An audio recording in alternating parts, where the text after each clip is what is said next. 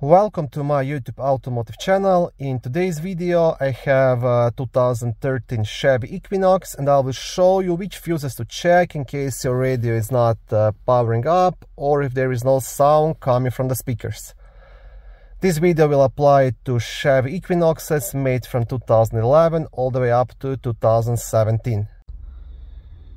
All the radio fuses will be located in a small fuse box in the passenger cabin just next to the passenger's left foot, just behind this cover. Now to remove this cover you just want to pull it towards yourself.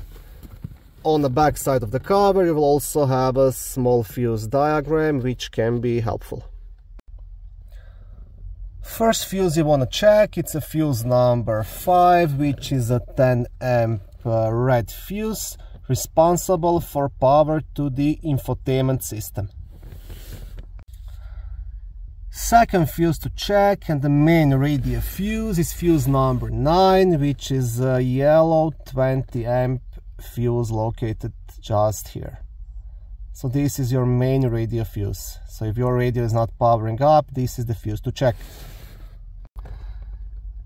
Next fuse worth checking, it's fuse number 15, which is a 10 amp red fuse located here, so 2 slots under the radio fuse, and this is the fuse responsible for power to the dashboard display screen.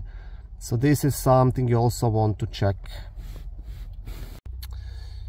And the last thing to check, it's a fuse number 31, which is a 30 amp green fuse located at the bottom left corner, and this is the fuse responsible for power to the amplifier. So you will be checking this fuse in case there is no sound coming from the speakers.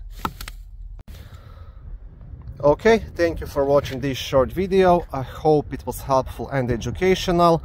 If it was, please like it and consider subscribing to my YouTube automotive channel. On my channel there is lots of how-to videos, do-it-yourself videos, car reviews, product reviews and other similar automotive topics.